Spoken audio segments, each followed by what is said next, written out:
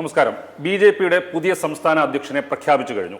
രാജീവ് ചന്ദ്രശേഖറാണ് പുതിയ അധ്യക്ഷൻ. ശ്രീ രാജീവ് ചന്ദ്രശേഖർ മാതൃഭൂമി ന്യൂസിനോടൊപ്പം ചേർന്നു. നമസ്കാരം. നമസ്കാരം. ഇപ്പോൾ 18 വർഷം താങ്കൾ കർണാടകത്തിൽ നിന്നുള്ള രാജ്യസഭാ അംഗമായിരുന്നു. അവസാനം കുറച്ചുനാൾ സഹമന്ത്രിയായി മോദി സർക്കാരിൽ.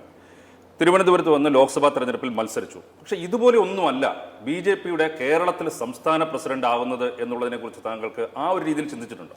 ഇല്ല, ഞാൻ ഇന്നലെ വരെ അത് എൻ്റെ മനസ്സിലും ഒരു മീഡിയക്കാർ എന്നോട് ചോദിച്ചായിരുന്നു. അപ്പോൾ ഒരു 4-5 ദിവസം മുമ്പ് ഞാൻ തിരുവനന്തപുരത്ത് വന്നപ്പോൾ ആരും എന്നോട് ചോദിച്ചപ്പോൾ ഞാൻ ഒരു ജോക്കിങ്ങിൽ പറഞ്ഞു, അല്ല ഞങ്ങളുടെ പാർട്ടിയിൽ എല്ലാവർക്കും കഴിവുണ്ട് അങ്ങനെ പാർട്ടി പ്രസിഡന്റ് ആവാൻ, അതല്ലാണ്ട് ഞാൻ ഇതിനെപ്പറ്റി വിചാരിച്ചത് തന്നെയില്ല. അപ്പോൾ ഇന്നലെ 9 മണിക്ക് എൻ്റെ ഡൽഹിയിൽ നിന്ന് നഡ്ഡാജി വിളിച്ചു, എന്നോട് പറഞ്ഞു ഇങ്ങനെയാണ് ഞങ്ങൾ ഡിസൈഡ് ചെയ്തിരിക്കുന്നത്, കേരള പാർട്ടി ലീഡർഷിപ്പാണ് ഇത് തീരുമാനം, ഇത് അവരുടെ തീരുമാനമാണെന്ന് പറഞ്ഞു. അപ്പോൾ ഞാൻ ശരിയെന്ന് പറഞ്ഞു. അത് എനിക്ക് വന്നതൊരു സർപ്രൈസ് ആയിട്ടാണ് ഞാൻ കാണുന്നത്. വലിയൊരു എനിക്കൊരു ഓണറും ഒരു അഭിമാനമുള്ളൊരു പൊസിഷനാണ്. ഞാനിത് എൻ്റെ മനസ്സിൽ ഒരു സമയത്തും വിചാരിച്ചിട്ടില്ല ഇങ്ങനെ ഒരു ഓപ്പർച്യൂണിറ്റി കിട്ടുന്നു. തമാശയായിട്ടാണ് പറഞ്ഞതെന്ന് താങ്കൾ പറയുന്നു. പക്ഷെ അത് സീരിയസ് ആയിട്ട് ഇങ്ങനെ ഒരു വിളി വന്നു കഴിഞ്ഞപ്പോൾ ഉണ്ടായ ഒരു തോന്നൽ എന്താ? അല്ല, ആദ്യം ഞാൻ വിശ്വസിച്ചില്ല. ഇങ്ങനെ ഞാൻ ആദ്യം ശരിക്കും പറയുകയാണെങ്കിൽ ഞാൻ നഡ്ഡാജിയോട് ചോദിച്ചു, ഇത് എന്നെ സീരിയസ് ആയിട്ടാണോ പറയുന്നത്, ഇത് വിചാരിച്ചിട്ടാണോ പറയുന്നത്? അപ്പോൾ നഡ്ഡാജി പറഞ്ഞല്ല, ഞങ്ങളെല്ലാവരും വിചാരിച്ചിട്ടാണ് ഇത് പറയുന്നത്, അതുകൊണ്ട് മുമ്പോട്ട് പോകും, അത് ചെയ്യണം എന്ന് പറഞ്ഞു. അപ്പോൾ ഞാൻ പറഞ്ഞു യെസ് ഓഫ് കോഴ്സ് ഞാൻ ചെയ്യാമെന്ന് പറഞ്ഞു. ഇപ്പോൾ കേരളത്തിലൊക്കെ ആണെങ്കിൽ ഇപ്പോൾ മറ്റു പാർട്ടികളുടെയൊക്കെ സംസ്ഥാന നേതാക്കളെ നോക്കിക്കഴിഞ്ഞാൽ താഴെ തട്ടിൽ നിന്ന്, അത് കോൺഗ്രസിലാണെങ്കിലും ഈവൻ ബി.ജെ.പിയിലാണെങ്കിലും ഇതുവരെ താഴെ തട്ടിൽ നിന്ന് വളർന്നു വരുന്ന നേതാക്കളാണ് ഏറ്റവും അവസാനം സംസ്ഥാന ലീഡറായിട്ട് മാറുക. സ്റ്റേറ്റ് സെക്രട്ടറി CPM-ന്റെ ആണെങ്കിലും KPCC പ്രസിഡന്റ് ആണെങ്കിലും ഈവൻ ബി.ജെ.പി. അതിൽ നിന്ന് വ്യത്യസ്തമായ ഒരു പരീക്ഷണം കേരളത്തിൽ താങ്കളെ കൊണ്ട് ചെയ്യിക്കാൻ ബി.ജെ.പി. എടുക്കാനുള്ള കാരണം എന്തായിരിക്കും, അങ്ങനെ ഒരു തീരുമാനം എടുക്കുക? അത് എനിക്കറിയില്ല. അത് പറഞ്ഞത് ശരിയാണ്. ഒരു ടിപ്പിക്കൽ ട്രജക്ടറി നോക്കുമ്പോൾ ഒരു കാര്യകർത്ത, ഒരു പ്രവർത്തകരായിട്ട് എന്നിട്ട് പിന്നെ ജില്ല, മണ്ഡൽ, അങ്ങനെയാണ് ശരിക്ക് പാർട്ടിയിൽ ഗ്രോത്ത്, പൊളിറ്റിക്കൽ ഗ്രോത്ത് എന്ന് പറയുന്നത്. അപ്പം ഞങ്ങൾ ബി.ജെ.പിയിൽ കഴിഞ്ഞ 10-15 കൊല്ലത്തിൽ നമ്മൾ നോക്കുമ്പോൾ നരേന്ദ്രമോദിജി എവിടുന്ന് ഒരു പ്രൈം മിനിസ്റ്ററായി, അതേമാതിരി അതേ സമയത്ത് നമ്മുടെ ഒരു retired IFS officer external affairs minister ആവുന്നു, ഒരു ട്രൈബൽ സ്കൂൾ ടീച്ചർ നമ്മുടെ ഇന്ത്യൻ്റെ പ്രസിഡന്റ് ആവുന്നു, നിർമ്മല സീതാരാമൻ ഒരു സമയത്ത് ഇംഗ്ലണ്ടിൽ ലണ്ടനിലൊരു ഷോപ്പിലൊരു അസിസ്റ്റൻ്റായ നിർമ്മല സീതാരാമൻ ഇക്കണോമിക്സ് പഠിച്ചിട്ട് പിന്നെ ഫൈനാൻസ് മിനിസ്റ്റർ ആവുന്നു. അപ്പോൾ ബി.ജെ.പിൻ്റെ ഒരു നെറ്റ് കാസ്റ്റിംഗ്, ഒരു പബ്ലിക് സർവീസിൻ്റെ നെറ്റ് കാസ്റ്റിംഗ് അവരുടെ ഓർഗനൈസേഷനെക്കാട്ടും കുറച്ചൊരു മുമ്പോട്ട് പോയി കുറച്ച് വൈഡൻ ചെയ്തിട്ടാണ് നെറ്റ് എന്നാണ് ഞാൻ മനസ്സിലാക്കുന്നത്. ഞാൻ ഒരു ടിപ്പിക്കൽ എൻ്റെ പൊളിറ്റിക്കൽ ജേർണി ഒരു ടിപ്പിക്കൽ ജേർണി അല്ല എന്ന് ഞാൻ തന്നെ അഡ്മിറ്റ് ചെയ്യുന്നു. ബട്ട് അതിന് 18 കൊല്ലം ഞാൻ അധ്വാനിച്ചിട്ടുണ്ട്. ഞാനാണ് 2G സ്കാം, വലിയ സ്കാമെല്ലാം എക്സ്പോസ് ചെയ്തത്. അപ്പോൾ എൻ്റെ ഒരു ജേർണി കുറച്ചൊരു വ്യത്യാസമുള്ള ജേർണിയാണ്. ബട്ട് ഡെസ്റ്റിനേഷൻ സംസ്ഥാന പ്രസിഡൻ്റായിട്ടാണ് എത്തിയിരിക്കുന്നത്. ഇപ്പോൾ രാജ്യസഭാ അംഗം ആയിരിക്കുമ്പോൾ ഒരു കോൺസ്റ്റിറ്റ്യുവൻസിയെ നേഴ്സ് ചെയ്യുക, അല്ലെങ്കിൽ അത് നിരന്തരമായി അവിടെയുള്ള ആളുകളുടെ പ്രശ്നങ്ങൾ കാണുക, പഠിക്കുക, അതൊന്നും അത്ര വലിയ അത്യാവശ്യമില്ലാത്ത ഒരു കാര്യമാണ്. അപ്പോൾ ഒരു ജനപ്രതിനിധി MLA ആയിരിക്കുന്ന അതിനേക്കാൾ ഉത്തരവാദിത്തമുണ്ട്. ലോക്സഭാ അംഗമായിരിക്കുകയാണെങ്കിലും ഈ പറയുന്ന കോൺസ്റ്റിറ്റ്യുവൻസിയിലെ കാര്യങ്ങൾ നോക്കണം. പക്ഷേ അതിനപ്പുറം ഒരു സംസ്ഥാന പ്രസിഡന്റ് ആവുക ബി.ജെ.പിയിൽ, പ്രത്യേകിച്ചും ഇവിടെ ബി.ജെ.പി. വളർന്നുകൊണ്ടിരിക്കുന്ന ഒരുപാട് ചാലഞ്ചസ് ഫേസ് ചെയ്യുന്ന ഒരു സ്റ്റേറ്റാണ്, അവിടെ സ്റ്റേറ്റ് പ്രസിഡന്റ് ആയിരിക്കുക എന്ന് പറയുന്നത് മറ്റു കാര്യങ്ങൾ ഇതുമായിട്ട് എന്തെങ്കിലും കമ്പയർ ചെയ്യാൻ പറ്റുന്ന ഒന്നാണോ? അല്ല, ഇതിൽ 2 റെസ്പോൺസ്. ഒന്ന്, ഞാൻ 18 കൊല്ലം രാജ്യസഭ MP ആവുമ്പോൾ ഞാൻ ബാംഗ്ലൂരാണ് എൻ്റെ കോൺസ്റ്റിറ്റ്യുവൻസി. എന്നിട്ട് എൻ്റെ ആക്ടിവിറ്റി ബാംഗ്ലൂരിൻ്റെ ബെനിഫിറ്റിനും ബാംഗ്ലൂരിൻ്റെ സിറ്റിസൻസിനും വേണ്ടി ഞാൻ എത്രയോ സമയം സ്പെൻഡ് ചെയ്തിട്ടുണ്ട്, എത്രയോ പണി ചെയ്തിട്ടുണ്ട്. അപ്പോൾ അവരുടെ പ്രശ്നങ്ങളും വേദനകളും അതിൻ്റെ പരിഹാരം എടുക്കാൻ എത്രയോ 18 കൊല്ലം ഞാനൊരു ഇൻ്റലക്ച്വലായിട്ട് ഒരു മൂലയിൽ കുത്തിയിരിക്കുന്ന MP ആയിരുന്നില്ല. സോ ഞാനൊരു ആക്റ്റീവ് MP ആയിരുന്നു, ഈവൻ ദോ രാജ്യസഭ MP ആയിരുന്നു. അപ്പോൾ അതിൻ്റെ എക്സ്പീരിയൻസ് ആണ് ഞാൻ ലോക്സഭയിൽ കൊണ്ടുവന്നത്. ഞാൻ ലോക്സഭ ഇലക്ഷൻ June 24 റിസൾട്ട് കഴിഞ്ഞിട്ട് ഞാൻ എല്ലാ മാസം ഇവിടെ വരാറുണ്ട്. ആ 3.54 lakh വോട്ടേഴ്സിന് അവർ കൂടെ ടച്ചിലും അവരുടെ പ്രോബ്ലംസും അവരുടെ പ്രശ്നങ്ങളും അത് ഞാൻ നോക്കാൻ കഴിഞ്ഞൊരു 10-15 മാസം ഞാൻ ചെയ്തിട്ടുണ്ട്.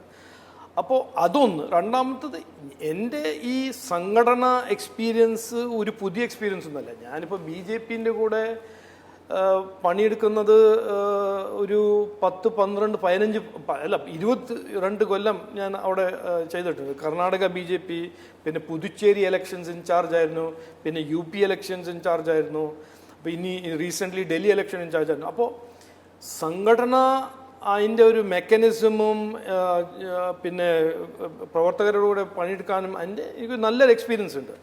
അതുകൊണ്ട് കേരളയിലെ കോണ്ടെക്സ്റ്റിൽ കുറച്ചൊരു പുതിയ ക്യാരക്ടറാണ്, ബട്ട് എക്സ്പീരിയൻസ് ഉണ്ട്. ഇവിടെ ഞാൻ ഇന്ന് എൻ്റെ സ്പീച്ചിൽ പറഞ്ഞ മാതിരി എൻ്റെയും പ്രവർത്തകരുടെ ഒരു ബിറ്റ്വീൻ നല്ലൊരു ട്രസ്റ്റ് ബിൽഡായി ഈ ലോക്സഭ ഇലക്ഷന് സമയത്ത്.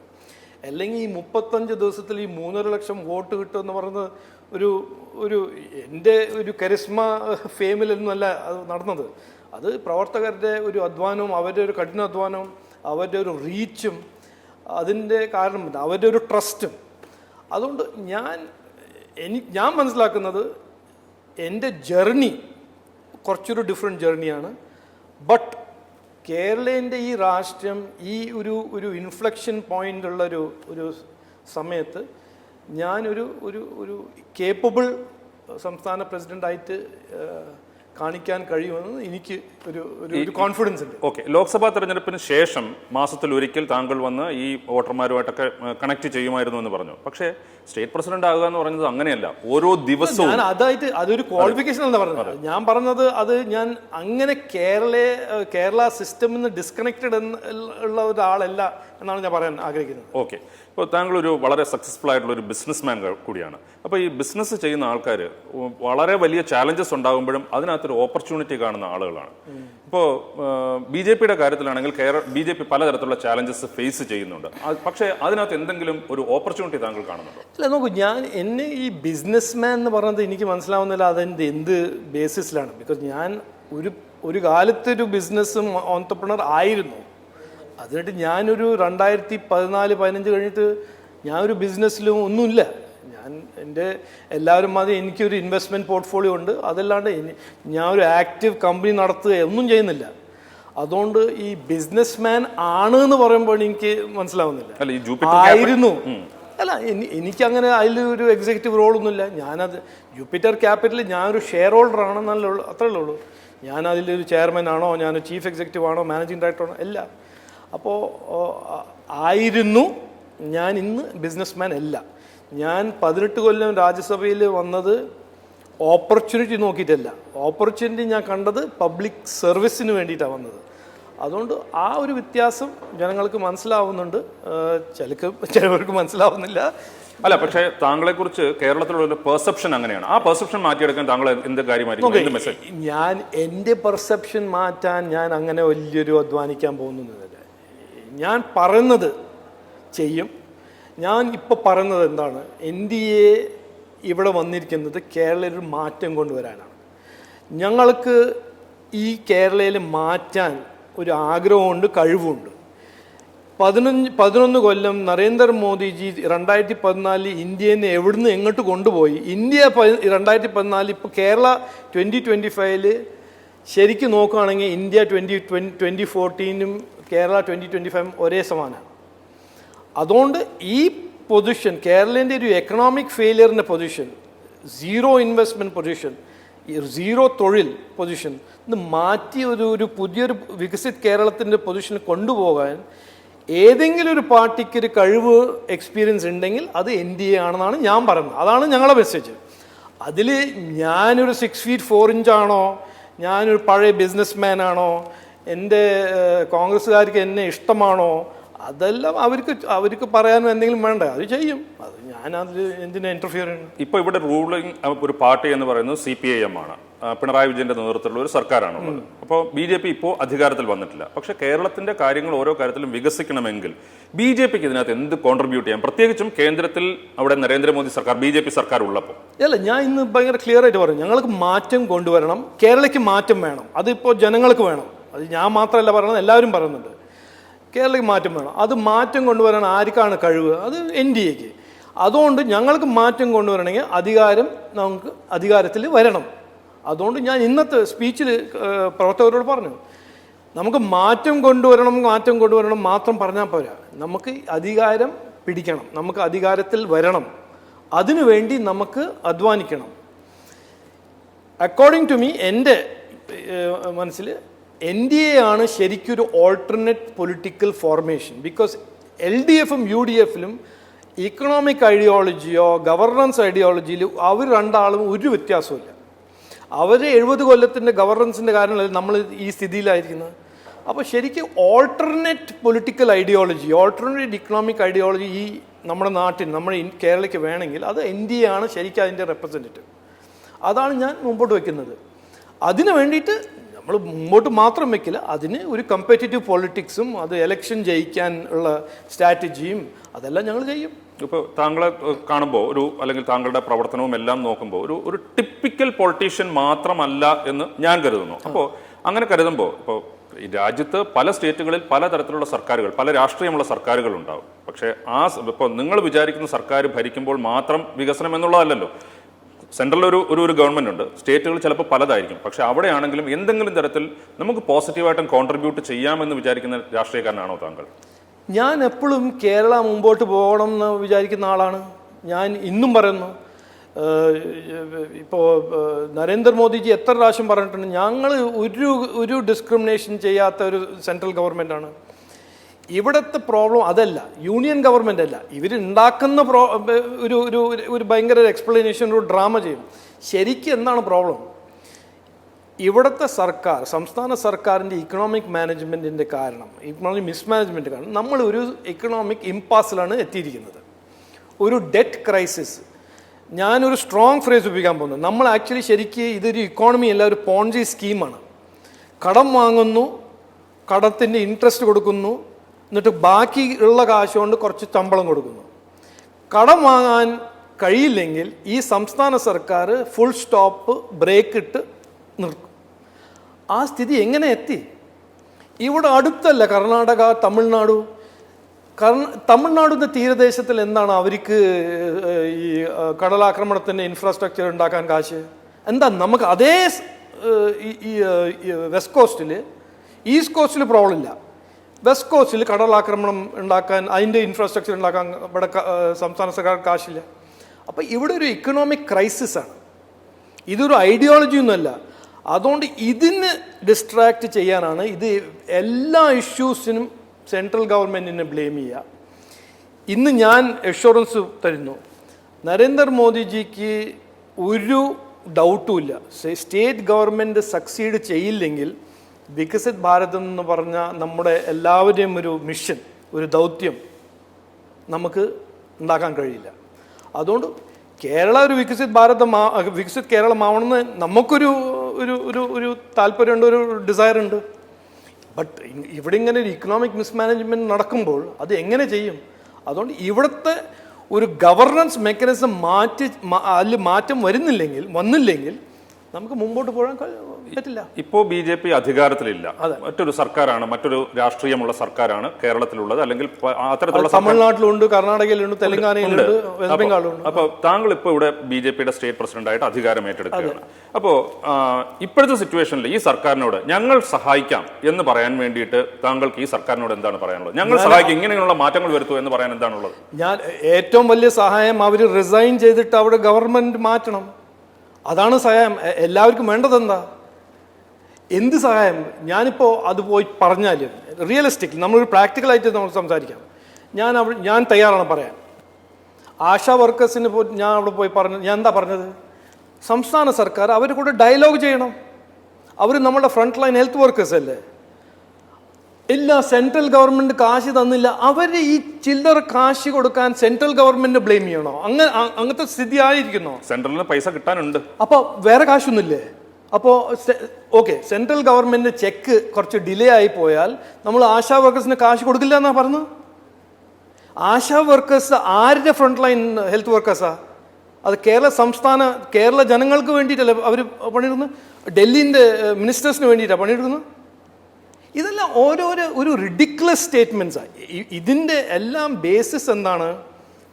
ഇവിടെ ഒരു ഇക്കണോമിക് ഫിസ്ക്കൽ ബാങ്ക്രപ്സിൻ്റെ സിറ്റുവേഷനാണ്. കാശില്ല. അത് നമുക്ക് അഡ്മിറ്റ് ചെയ്യണം. അതിന് സെൻട്രൽ ഗവൺമെൻറ് 1000% സഹായിക്കാൻ തയ്യാറാണ്. അന്ന് പിണറായി വിജയൻജിയും ഗവർണറും ഫൈനാൻസ് മിനിസ്റ്ററും മീറ്റ് ചെയ്തില്ലേ? ഞാൻ അത് ടി വിയിൽ കാണുന്നതാണ്, അതിൻ്റെ ഡീറ്റെയിൽസ് ഒന്നും എനിക്കറിയില്ല. അങ്ങനെ കടം വാങ്ങാൻ ഒരു പെർമിഷൻ ചോദിച്ചു. 3 ദിവസത്തിൽ കടം വാങ്ങാൻ പെർമിഷൻ കൊടുത്തു. അപ്പോൾ അത് സപ്പോർട്ടല്ലേ? അതുകൊണ്ട് അതല്ല issue economic management versus economic mismanagement. അത് നമ്മൾ മനസ്സിലാക്കിയില്ലെങ്കിൽ ഈ ഐഡിയോളജിക്കൽ ഫുട്ബോൾ കളിച്ച് ഇനി ഒരു വരുന്ന 5 കൊല്ലം അത് ചെയ്താൽ സ്ഥിതി കുറച്ചൊരു ഇറക്കവറബിൾ ആവുമെന്നാണ് ഞാൻ പറയാൻ ആഗ്രഹിക്കുന്നത്. ഈ ആശാ വർക്കർമാരുടെ കാര്യത്തിൽ തന്നെ സംസ്ഥാനവും കേന്ദ്രവും തമ്മിൽ തർക്കം നടക്കുന്നുണ്ട്. ഇപ്പോൾ വയനാട് ഫിനാൻഷ്യൽ പാക്കേജിന്റെ കാര്യത്തിൽ പൈസ അനുവദിക്കുന്നു എന്ന് പറയുന്നു, അത് വായ്പയായിട്ട് അനുവദിക്കുന്നു. മാർച്ച് 31 മുമ്പ് യൂട്ടിലൈസേഷൻ നടത്തണമെന്ന് കേന്ദ്ര സർക്കാരിന് മാർഗനിർദ്ദേശത്തോടുകൂടിയാണ് കൊടുക്കുന്നത്. കഴിഞ്ഞ ദിവസം ഹൈക്കോടതി പറഞ്ഞു കേന്ദ്ര സർക്കാരിന് എങ്ങനെ അങ്ങനെ പറയാൻ പറ്റും എന്ന് പറയുന്നു. അപ്പൊ അങ്ങനെ നടക്കാൻ പറ്റാത്ത കാര്യങ്ങൾക്ക് പൈസ അനുവദിച്ചിട്ട് കേരളം എങ്ങനെ ചെയ്യാൻ പറ്റും? അല്ല, ഞാൻ ഇന്ന് ഇതിപ്പോ എല്ലാ ഡിസ്പ്യൂട്ടും ഞാൻ ഇന്നത്തെ കഴിയില്ല. നോക്കി, ഞാൻ സിൻസിയറായിട്ട് പറയാൻ ആഗ്രഹിക്കുന്നത് ഈ ഇലക്ഷൻ 26 ഇലക്ഷൻ വരുമ്പോൾ ഇതെല്ലാം കുറച്ച് ജാസ്തിയായിട്ട് റെഡ് ഹെറിംഗ് എന്ന് പറഞ്ഞത് എല്ലാം ഡിസ്ട്രാക്ട് ചെയ്യാൻ ഓരോന്ന് വരും. ഇവിടെ എന്താ തൊഴിൽ വരാത്തത്? ഇവിടെ എന്താ ഇൻവെസ്റ്റ്മെൻറ്റ് വരാത്തത്? ഇവിടെ എന്താണ് 8 കൊല്ലമായിട്ട് 1 ലക്ഷം കോടിൻ്റെ ലോസ് സംസ്ഥാന സർക്കാർ അവർ കോർട്ടിൽ അഡ്മിറ്റ് ചെയ്യുന്നു? അത് എന്തുകൊണ്ട്? അതിലെല്ലാം സെൻട്രൽ ഗവൺമെൻറ് ഒരു റോളില്ലല്ലോ. അതുകൊണ്ട് ഇവിടെ ഞാൻ ഇന്ന് എൻ്റെ സ്പീച്ചിൽ ഒരു വാക്കും CPM കോൺഗ്രസിനെ പറ്റി പറഞ്ഞില്ല. ഞങ്ങൾ പറയുന്നത് ഞങ്ങൾ ചെയ്യാൻ തയ്യാറാണ്. ജനങ്ങളാണ് ഇത് പോയി കമ്പയർ ചെയ്യാൻ പോകുന്നത്. ഇവർ ഇന്ത്യയിൽ എന്ത് ചെയ്തു 11 കൊല്ലം? ഇവിടെ പിണറായി വിജയൻ 9 കൊല്ലം എന്ത് ചെയ്തു? ജനങ്ങൾ വെടിയൊന്നുമല്ല, ജനങ്ങൾ മനസ്സിലാക്കും, അവർ തീരുമാനിക്കട്ടെ. ഈ BJPയുടെ ഇലക്ട്രൽ പ്രോസ്പെക്ട്സിനെ കുറിച്ച് പറഞ്ഞു കഴിഞ്ഞാൽ ഇപ്പോൾ കഴിഞ്ഞ 12% നിയമസഭയിൽ ലോക്സഭയിൽ, അതിനുശേഷം 15% നിയമസഭയിൽ വോട്ട് നേടുന്നു. ഇപ്പോൾ 19% വോട്ട് നേടുന്നു. ഇപ്പോൾ ഒരു ലോക്സഭാ സീറ്റ് ജയിച്ചിട്ടുണ്ട്. അതിന് മുൻപ് 2016 ഒരു നിയമസഭാ സീറ്റ് ജയിച്ചിരുന്നു. 2021 അത് തോറ്റു. അപ്പോൾ ഇതിങ്ങനെ ഒരു കൺസിസ്റ്റൻസി ഇല്ലാത്ത BJPയുടെ ഒരു പ്രകടനമാണ് കേരളത്തിൽ നടന്നുകൊണ്ടിരിക്കുന്നത്. ഇതിനകത്ത് ഒരു ബ്രേക്ക് ത്രൂ ഉണ്ടാക്കാൻ താങ്കൾക്ക് എന്തെങ്കിലും പദ്ധതിയുണ്ടോ?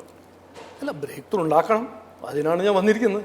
ഞാൻ ആ സ്റ്റേറ്റസ് കോ നടത്താനല്ലല്ലോ വന്നിരിക്കുന്നത്. ഞാൻ ഇന്ന് പറഞ്ഞല്ലോ, എനിക്ക് തന്ന ദൗത്യം ഇതാണ്. NDA BJPൻ്റെ സർക്കാർ അധികാരത്തിൽ കൊണ്ടുവരണം. അതാണ് എൻ്റെ മിഷൻ. അല്ലെങ്കിൽ ഞാൻ ഇവിടെ വന്നിട്ട് വെറുതെ രാഷ്ട്രീയം കളിക്കാനും തെറി പറയാനും പ്രസ് കോൺഫറൻസ് നടത്താനല്ല വന്നിരിക്കുന്നത്. അതുകൊണ്ട് ഞങ്ങൾ എല്ലാവരും ടീമായിട്ട് ഹൈക്കമാൻഡിൻ്റെ ഡൽഹി സെൻട്രൽ BJPൻ്റെ സപ്പോർട്ടുകൊണ്ട് ഞങ്ങൾ വന്നിരിക്കുന്നത്. എൻ്റെ ഒരു ദൗത്യം, ഒരു ക്ലിയർ ആയിട്ടൊരു മിഷൻ, ഈ വരുന്ന തെരഞ്ഞെടുപ്പിലെല്ലാം ഞങ്ങൾ അധികാരത്തിൽ വരാൻ ശ്രമിക്കും. ഞങ്ങൾ ജനങ്ങളുടെ മുമ്പിൽ പോയിട്ട് പറയും, ഞങ്ങളാണ് ശരിക്കും ഇവിടുത്തെ ഒരു ഓൾട്ടർനേറ്റീവ് ഫ്രണ്ട്, NDA ആയ മുന്നണി. അത് ഞങ്ങൾ മുമ്പോട്ട് വെച്ചൊരു ജനങ്ങളുടെ സപ്പോർട്ട് കിട്ടുമെന്ന് ഞാൻ ആഗ്രഹിക്കുന്നു. അവരെ ഞാൻ അഭ്യർത്ഥിക്കുന്നു, റിക്വസ്റ്റ് ചെയ്യും. അപ്പോൾ ഞാൻ നേരത്തെ പറഞ്ഞതുപോലെ ഇപ്പോൾ സാധാരണ BJP പ്രവർത്തകർക്ക്, ഇപ്പോൾ BJP പ്രവർത്തകരുടെ വികാരങ്ങൾ, അവരുടെ ആവശ്യങ്ങൾ, നിരന്തരം അവരോടൊപ്പം നിൽക്കുക എന്ന് പറയുന്ന ഒരു കാര്യം ഉണ്ടാവും. അതിന് താങ്കളുടെ ഒരു വ്യക്തിപരമായ ജീവിതത്തിലും അല്ലെങ്കിൽ രീതികളിലും ഒക്കെ എന്ത് മാറ്റം വരുത്തണം എന്നാണ് താങ്കൾ വിചാരിക്കുന്നത്? ഇതെല്ലാം നിങ്ങൾ വിചാരിക്കുന്നത് ഞാനിത് ചെയ്തിട്ടില്ല എന്ന്. ഞാനിത് 18 കൊല്ലമായിട്ട് ചെയ്യുന്നതാണ്. ഇതിപ്പോൾ മാതൃഭൂമി ന്യൂസിൻ്റെ മുമ്പിൽ ചെയ്തിട്ടില്ല എന്ന്, അതുകൊണ്ട് ഞാൻ ചെയ്തില്ല എന്ന് കൺക്ലൂഡ് ചെയ്യാൻ പാടില്ല. ഇതെല്ലാം ഞാൻ എത്രയോ കൊല്ലം പ്രവർത്തകരോടെ പണിയെടുത്ത്, അത് പുതുച്ചേരിയിലാണോ UP യിലാണോ ഡൽഹിയിലാണോ എത്രയോ ഇലക്ഷൻ ഞാൻ നടത്തിയിട്ടുണ്ട്, പങ്കെടുത്തിട്ടുണ്ട്. അതുകൊണ്ട് ഇതെല്ലാം ഒരു പുതിയതൊന്നുമല്ല എനിക്ക്. അത് ശരിയാണ്, കേരള എന്ന ഒരു സംസ്ഥാനം എനിക്കൊരു പുതിയ സംസ്ഥാനമാണ്, ഒരു പുതിയൊരു സ്റ്റേറ്റാണ്. എനിക്ക് മലപ്പുറത്തെ രാഷ്ട്രീയത്തിനെ പറ്റി അങ്ങനെ ഒരു ഡീറ്റെയിൽ അണ്ടർസ്റ്റാൻഡിങ് ഇല്ല. അത് പഠിക്കണം, മനസ്സിലാക്കണം. അത് ഞാൻ മനസ്സിലാക്കും. ഞാൻ ഒരു ഫാസ്റ്റ് ലേണറാണ്. ഓക്കെ, ഇപ്പോൾ മലപ്പുറത്തിൻ്റെ കാര്യം പറഞ്ഞുകൊണ്ട് ചോദിക്കാം. കേരളത്തിൽ ന്യൂനപക്ഷങ്ങൾ എന്ന് പറയുന്ന ഒരു പ്രധാനപ്പെട്ട, ഈ കേരളത്തിലെ ജനസംഖ്യയിൽ ന്യൂനപക്ഷങ്ങൾ ഒരു പ്രധാനപ്പെട്ട ഒരു വിഭാഗമാണ്. പക്ഷേ പൊതുവെ BJPയുടെ ഒരു സമീപനം ന്യൂനപക്ഷങ്ങൾ, പ്രത്യേകിച്ചും മുസ്ലിങ്ങളോടുള്ള ഒരു സമീപനത്തിൻ്റെ കാര്യത്തിൽ വലിയ രീതിയിലുള്ള വിമർശനമുണ്ട്. അത് ഇൻക്ലൂസീവായിട്ടുള്ള ഒരു സമീപനമില്ല എന്നുള്ള രീതിയിലുള്ള വിമർശനമുണ്ട്. ആ വിമർശനത്തിന് അടിസ്ഥാനപരമായ പല കാരണങ്ങളുമുണ്ട്. കേരളത്തിൽ പ്രവർത്തിക്കുമ്പോൾ BJP-യുടെ ഇത്തരം കാര്യങ്ങൾ എന്തെങ്കിലും മാറ്റം താങ്കളുടെ അല്ല, എന്താണ് കാരണം എനിക്ക് ഇതുവരെ മനസ്സിലായിട്ടില്ല. ഞങ്ങൾ ഒന്നും ചെയ്തിട്ടില്ല. 11 കൊല്ലമായിട്ട് നരേന്ദ്രമോദിജി സർക്കാരിൽ ഉണ്ടാവുമ്പോൾ ഞങ്ങൾ ഏത് സ്റ്റേറ്റ് ഗവൺമെൻറ് ആണെങ്കിലും ഞങ്ങൾ ഒരു സ്കീമോ ഡിസ്ക്രിമിനേറ്റ് ചെയ്യേ, ആരെയും ഡിസ്ക്രിമിനേറ്റ് ചെയ്യേ. 2014 മുതൽ ഇന്ന് വരെ നരേന്ദ്രമോദിജി എപ്പോഴും പറയും സബ്കാ സാത്ത് സബ്കാ വികാസ്. ഞാൻ ഇന്നും പറഞ്ഞു ഞങ്ങൾക്ക് മാറ്റം കൊണ്ടുവരണം. കേരളയിലെ എല്ലാ മലയാളി കുടുംബം ജനങ്ങൾക്ക് വികസനം പുരോഗതിൻ്റെ ഒരു അവസരം കൊടുക്കാനാണ് ഞങ്ങളുടെ ഒരു ആഗ്രഹം. അത് ഏത് മതമാണോ ഏത് സമുദായമാണോ അത് നോക്കാണ്ട് എല്ലാവർക്കും കിട്ടണം. ഞങ്ങളിങ്ങനെ ഓരോന്ന് പറയുന്നു, എപ്പോഴും പറയുന്നു. ഈ നെറേറ്റീവ് കൊണ്ടു നടക്കുന്നത് CPM-ഉം കോൺഗ്രസ് അല്ലേ. അപ്പോൾ അത് ഞങ്ങളുടെ ഒരു confidence building measures with Muslim community or ഏത് കമ്മ്യൂണിറ്റി ആണ് ഞങ്ങൾ ചെയ്യും. ഇതുവരെ ഞങ്ങൾ ഒരു പാർട്ടി ആയിട്ടോ ഒരു ഗവൺമെൻറ് ആയിട്ടോ ആരുടെ കൂടെയും ഡിസ്ക്രിമിനേറ്റ് ചെയ്തിട്ടില്ല. ഞങ്ങൾ ചില ഇഷ്യൂസിൽ ഞങ്ങൾക്കൊരു വ്യൂ ഉണ്ട്. വഖഫിനെ പറ്റി അതൊരു ബേസ്ഡ് ഓൺ കോൺസ്റ്റിറ്റ്യൂഷണൽ പ്രിൻസിപ്പിൾസ്, അതിനെപ്പറ്റി ഒരു വ്യൂ ഉണ്ട്. അതിന് ഞങ്ങൾ മുമ്പോട്ട് വെക്കുന്നു. അതിനെ ആൻറ്റി മുസ്ലിം ആണെന്ന് പറയാൻ ഓടി നടക്കുന്ന ആരാ?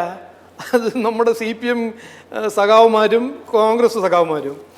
സത്യമാണെന്ന് ഞാൻ എന്തുകൊണ്ടാണെന്നുള്ളത് സംസാരിച്ചു കഴിഞ്ഞാൽ ഒരുപാട് തർക്കിക്കേണ്ടി വരും. അല്ല, പക്ഷെ എന്തുകൊണ്ടാണ് തിരിച്ച് മുസ്ലിം സമുദായം അല്ലെങ്കിൽ കമ്മ്യൂണിറ്റി BJP ആ രീതിയിൽ എന്തുകൊണ്ട് വിശ്വാസത്തിൽ എടുക്കുന്നില്ല? അതൊരു നല്ലൊരു ക്വസ്റ്റ്യൻ ആണ്. അത് ഞാൻ എൻ്റെ ഇലക്ഷൻ്റെ സമയത്ത് ഞാൻ എല്ലാ പള്ളിയിൽ കയറി എല്ലാവരെയും മീറ്റ് ചെയ്തു.